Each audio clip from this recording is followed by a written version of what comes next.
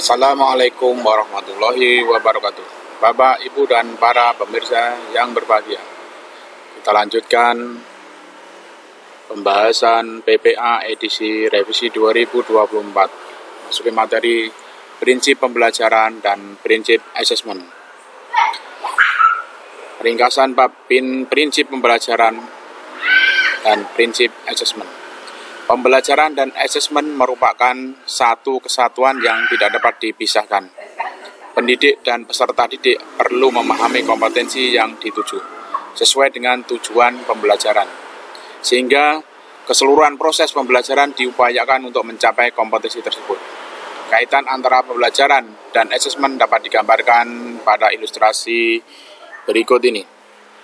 Perencanaan pembelajaran, asesmen, pelaksanaan pembelajaran, dan refleksi dan umpan balik. Ini gambar keterkaitan antara pembelajaran dan asesmen. 1. Perencanaan pembelajaran. Pembelajaran diawali dengan penyusunan perencanaan pembelajaran dan perencanaan asesmen. Pendidik perlu merancang asesmen yang dilaksanakan pada awal, proses, dan akhir pembelajaran. Perencanaan asesmen terutama pada asesmen awal pembelajaran perlu dilakukan untuk mengidentifikasi kebutuhan belajar peserta didik, sehingga rancangan pembelajaran sesuai dengan tahap capaian peserta didik. Perencanaan pembelajaran meliputi tujuan pembelajaran, langkah atau kegiatan pembelajaran, dan asesmen pembelajaran. Perencanaan tersebut disusun dalam bentuk dokumen yang fleksibel, jelas, dan sederhana. Tujuan pembelajaran disusun dari capaian pembelajaran dengan mempertimbangkan karakteristik satuan pendidikan. Pendidik juga harus memastikan tujuan pembelajaran sudah sesuai dengan tahapan dan kebutuhan peserta didik. 2. Pelaksanaan pembelajaran. Pelaksanaan pembelajaran dimulai dari pendidik dapat melaksanakan pembelajaran yang bervariasi atau pembelajaran terdiferensiasi sesuai dengan tingkat pemahaman atau kompetensi peserta didik. Pada tahap ini, pendidik diharapkan dapat menyelenggarakan pembelajaran yang memberi pengalaman belajar yang berkualitas, interaktif, inspiratif, menyenangkan, menantang, memotivasi peserta didik untuk berpartisipasi aktif, dan memberikan ruang yang cukup bagi prakarsa, kreativitas, kemandirian sesuai bakat, minat, dan perkembangan fisik serta psikologis peserta didik.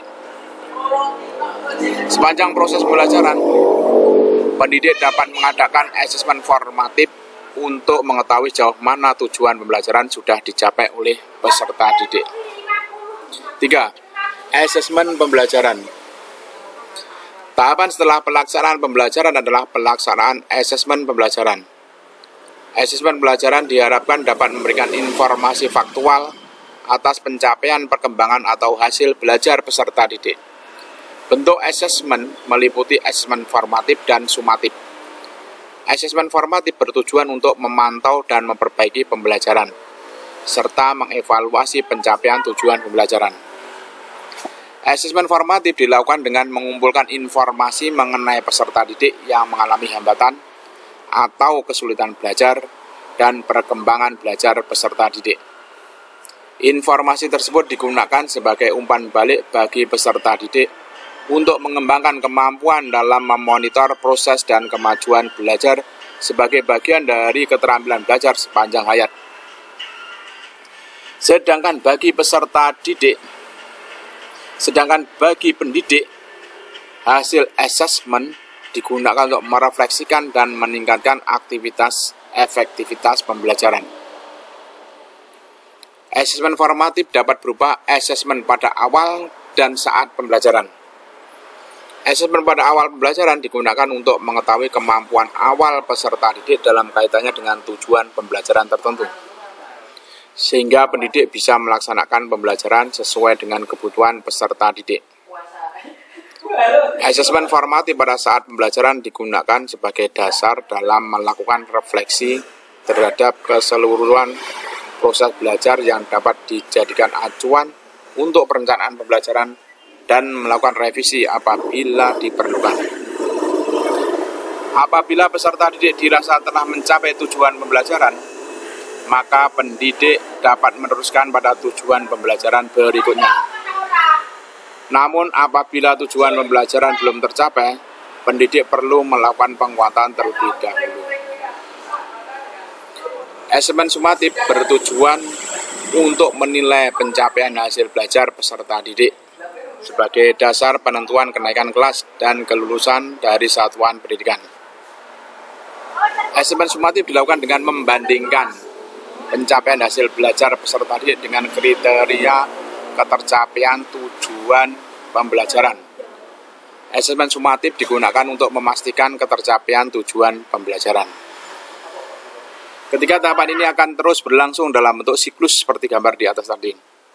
Dalam prosesnya, pendidik dapat melakukan refleksi, baik dilakukan secara pribadi maupun dengan bantuan kolega pendidik, kepala satuan pendidikan, atau pengawas sekolah atau penilai. Oleh karena itu, proses pembelajaran dan asesmen merupakan satu kesatuan yang bermuara untuk membantu keberhasilan peserta didik di dalam kelas. Prinsip pembelajaran dan prinsip asesmen diharapkan dapat memandu pendidik dalam merencanakan dan melaksanakan pembelajaran yang bermakna agar peserta didik mencapai kompetensi yang dituju. Dalam menerapkan pembelajaran dan asesmen, pendidik perlu memperhatikan hal-hal sebagai berikut. A. Prinsip pembelajaran. Tabel 2.1 Prinsip pembelajaran dan contoh pelaksanaannya. Prinsip pembelajaran interaktif dirancang untuk memfasilitasi interaksi yang sistematis dan produktif antara pendidik dengan peserta didik, sesama peserta didik, dan antara peserta didik dengan materi belajar. Pendidik berperan sebagai fasilitator proses pembelajaran dan tidak menjadi satu-satunya sumber pembelajaran. Pelaksanaan pembelajaran dalam suasana belajar yang interaktif dilakukan dengan cara A. Berinteraksi secara dialogis antara pendidik dengan peserta didik serta sesama peserta didik. B. Berinteraksi secara aktif dengan lingkungan belajar. C. Berkolaborasi untuk menumbuhkan jiwa gotong royong. Contoh pelaksanaan prinsip pembelajaran. A. Sebagai seorang fasilitator, pendidik membuka forum diskusi kepada peserta didik dengan pertanyaan-pernyataan pemantik sebagai proses pembelajaran yang memacu keingintahuan peserta didik, inquiry learning. B. Pendidik mengembangkan pembelajaran yang sesuai dengan permasalahan yang terjadi di sekitar peserta didik agar mereka dapat mengembangkan pengalamannya. C. Pendidik memfasilitasi peserta didik belajar untuk berkolaborasi dengan teman sekolahnya atau masyarakat di lingkungan satuan pendidikan. D. Pendidik melaksanakan permainan atau game sebagai ice breaking dalam pembelajaran untuk memantik interaksi di dalam kelas.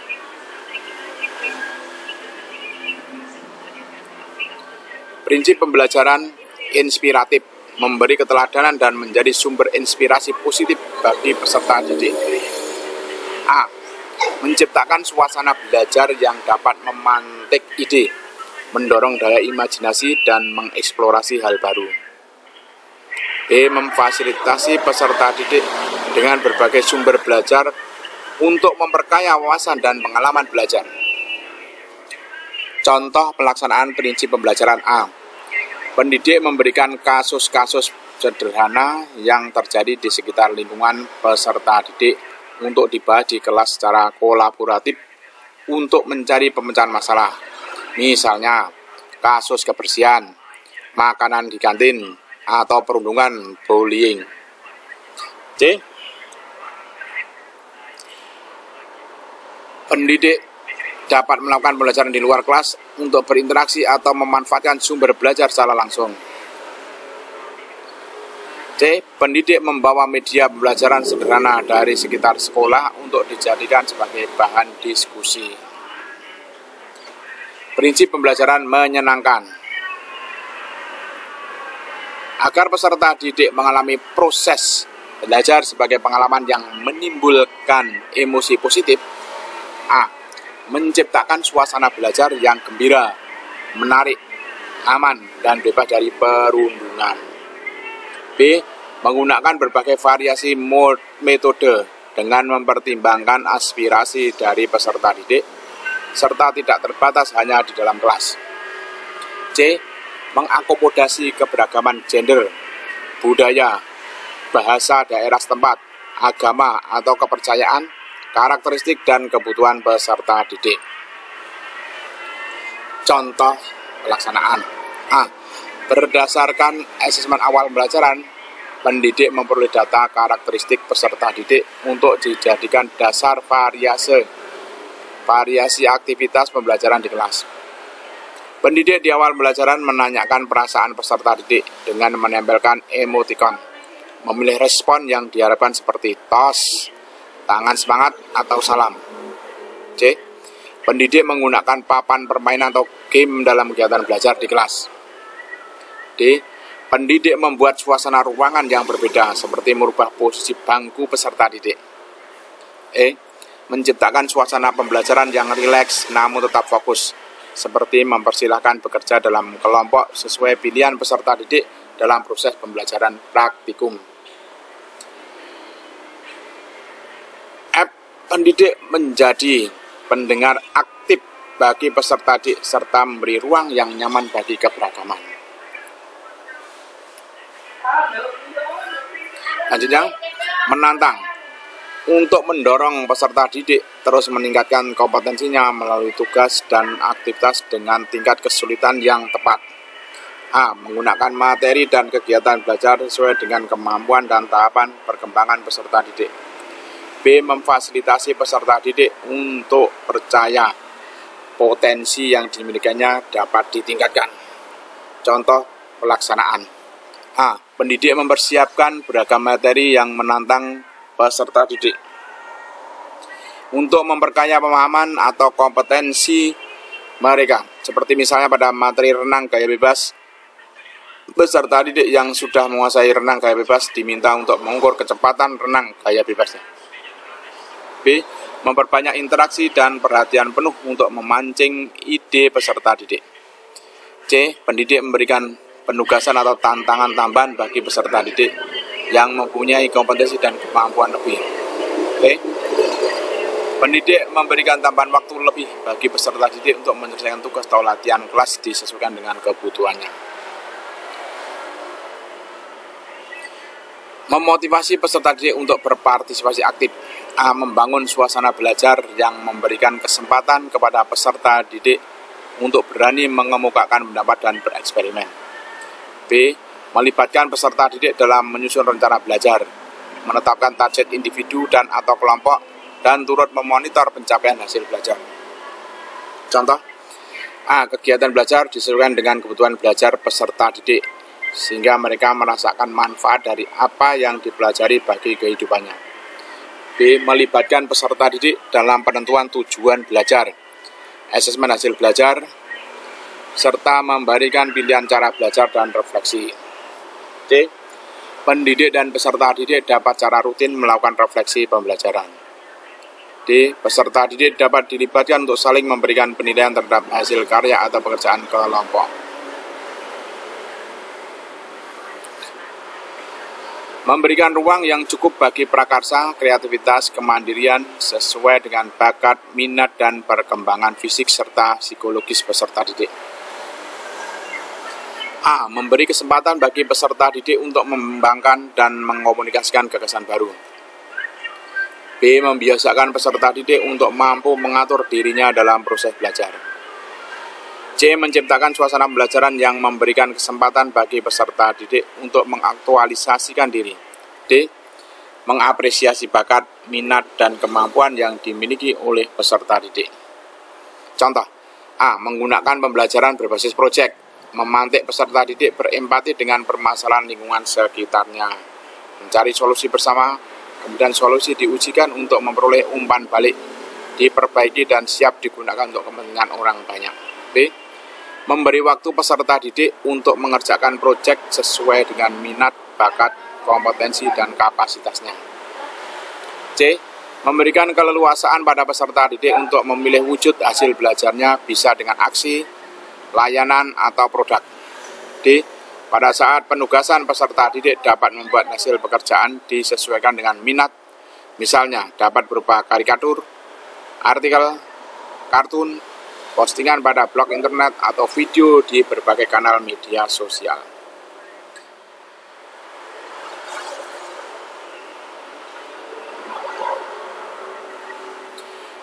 B. Prinsip assessment. Tabel 2.2 prinsip assessment dan contoh pelaksanaannya. Prinsip assessment, penilaian hasil belajar peserta didik dilakukan sesuai dengan tujuan penilaian secara berkeadilan. Pendidik melakukan penilaian yang tidak bias oleh latar belakang, identitas, atau kebutuhan khusus peserta didik. Contoh A. Penilaian tidak dipengaruhi oleh latar belakang dan identitas apapun, namun bagi peserta didik yang memiliki kebutuhan khusus perlu diakomodasi sesuai kebutuhan khusus. Instrumen, rubrik, atau cara penilaian dapat disesuaikan. B.